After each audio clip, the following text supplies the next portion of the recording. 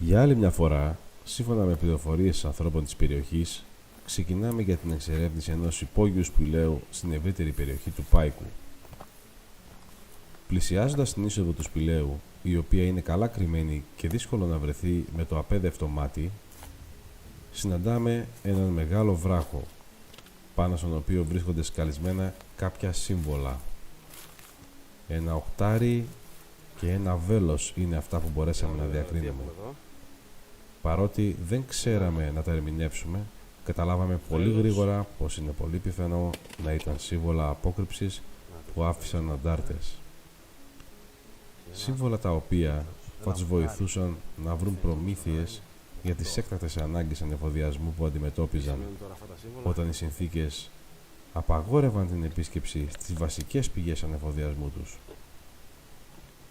Πρόκειται για απόκρυψη διαφόρων ειδών, είτε εγγράφων είτε και τροφίμων και πυρομαχικών, όταν υπήρχε ανάγκη για άμεση διαφυγή. Σκάλιζαν και χάραζαν με την ξυφολόχη τους πάνω σε κορμούς δέντρου ή βράχους κάποια σύμβολα που να μπορούν να αναγνωρίσουν εύκολα τα σημεία απόκρυψης. Σίγουρα έτσι φανερώνουν τα σημάδια. Τα σημεία αυτά έπρεπε πάντα να προσφέρουν καλή αποστράγγιση εδάφους ώστε να μην καταστραφούν οι προμήθειες. Προχωρώντας το μονοπάτι μπροστά μας και έχοντας τα μάτια μας ανοιχτά για οτιδήποτε διαφορετικό πέραν του φυσιολογικού και γνωρίζοντας ότι κάπου εδώ κοντά πρέπει να βρίσκεται η είσοδος του σπηλαίου, καταφέραμε με σχετική ευκολία και τη βρήκαμε. Εδώ είμαστε.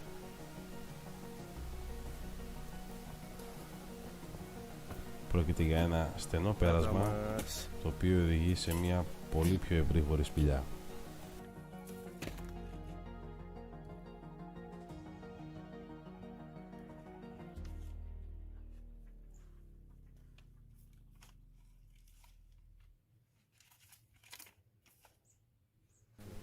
Αριστερά από την είσοδο της σπηλιάς βρίσκεται μια πέτρα με χαραγμένο επάνω αυτό που μοιάζει να είναι ένας χάρτης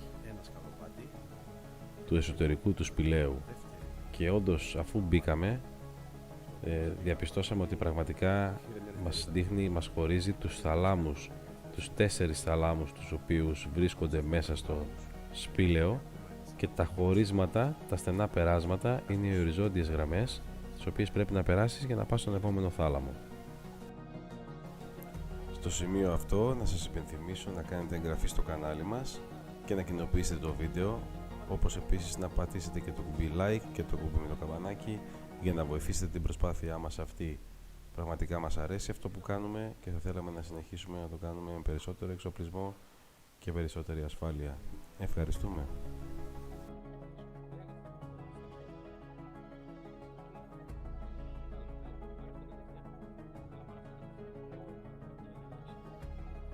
Αφού καταφέραμε να μπούμε στη σπηλιά από την στενή είσοδο, συναντάμε τον πρώτο θάλαμο όπως ακριβώς ήταν σχεδιασμένος και στο χάρτη, ο οποίος ήταν αρκετά ευρύχωρος και θα μπορούσε να χωρέσει σίγουρα αρκετά ενήλικα άτομα.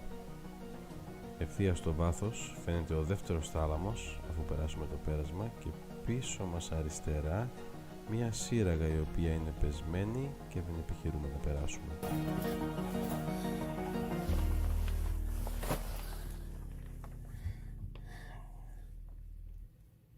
Αλλά πρέπει να έχεις πολύ φως τώρα.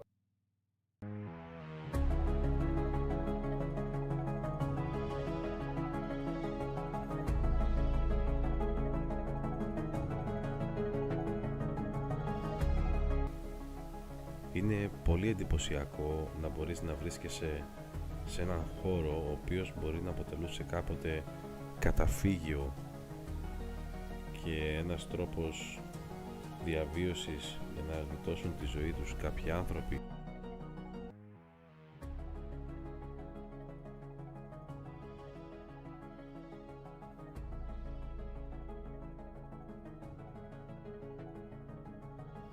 Για άλλη μια φορά, όπως συνήθως συμβαίνει σε κάθε επίσκεψη σπηλαίου που κάνουμε, συναντήσαμε άλλη μια νυχτερίδα.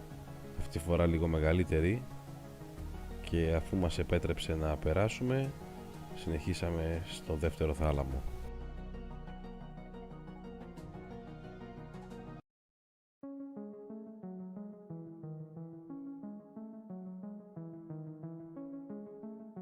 Στο σημείο αυτό κατεβαίνουμε στον δεύτερο θάλαμο, ο οποίος όπως φαίνεται είναι αρκετά πιο ευρύγορος από τον πρώτο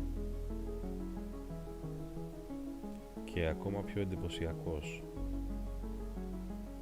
Μπορούμε να δούμε από το εσωτερικό της σπηλιάς, κοιτάζοντας επάνω, την κάτω πλευρά των βράχων, τους οποίους είναι φανεροί από την πάνω μεριά, από την εξωτερική μεριά της σπηλιάς. Και εδώ πέρα έχουμε προχωρήσει αρκετά μέσα. Εδώ πρέπει να βρισκόμαστε περίπου στα 10 μέτρα βάθος και εδώ είναι η δεύτερη είσοδος που οδηγεί στον τρίτο θάλαμο, αλλά και κάπου εδώ σταματάμε το ταξίδι μας, γιατί ήταν δύσκολο να μπορέσουμε να μπούμε μέσα κρατώντας στα χέρια μας τον εξοπλισμό, τους προβολείς, τα φώτα, τις κάμερες και όλο τον εξοπλισμό καταγραφής. Δεξιά κάτω, όπως και πάνω από το κεφάλι μας αυτή τη στιγμή,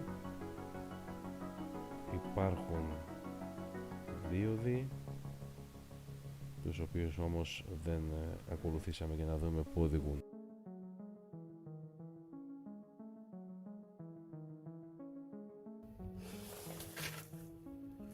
Να είμαι λοιπόν, και εγώ δεν ξέρω πόσα μέτρα μέσα. Το πέρασμα στενεύει από εδώ και πέρα. Δεν θα το ρισκάρω να πάω πιο μέσα. Και κάπου εδώ η εξερεύνηση εκείνης της ημέρας έφτασε στο τέλος της. Άλλη μια περιπέτεια τελείωσε για εμάς, πράγμα που μας ευχαριστεί ιδιαίτερα. Σας ευχαριστούμε που μείνατε μαζί μας μέχρι αυτό το σημείο του βίντεο. Μην ξεχάσετε να κάνετε εγγραφή στο κανάλι μας, να πατήσετε το like και το κουμπάκι με το καμπανάκι, αλλά και να κοινοποιήσετε το βίντεο ώστε να μπορέσουμε να μαζέψουμε περισσότερες εγγραφές. Είναι κάτι που θα μας βοηθήσει πάρα πολύ. Σας ευχαριστούμε.